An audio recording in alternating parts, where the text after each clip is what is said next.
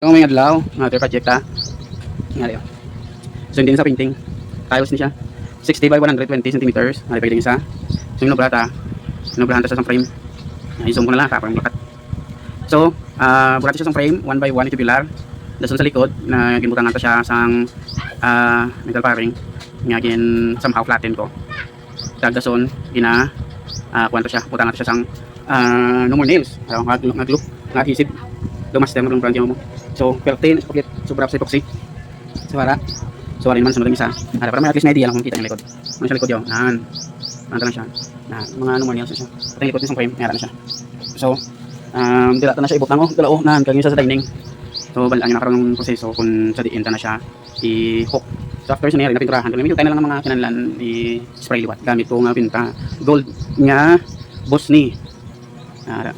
So, pag yan na liwat spray yung mga jutay yung mga pikas-pikas. So, buong nga rin naman. Yan. Tantaw naman nabili itong mga pinta. Hopefully may gold pati gold yapon eh. So, muna siya. Ikabitan na siya dito kayo. So, ari na ang isa ka frame. May ginobrata. Simpitahan nato. Nikutangan na bracket. So, kung pinapamala nato ng no more nails na glue. Okay. Kagato ng isa. So, ito na siya. Kakang na siya. Masyang ready kina. So, wala itong siya mawala. So, natakot na ang para sa dire sa dining. Yan. Nami. Takong match kita. So, parang sa dining. Ay, sa sala. Yan.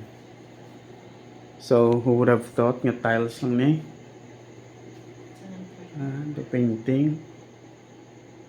Weldingan talang sang frame. Pintahan gold. Home na. Ayos.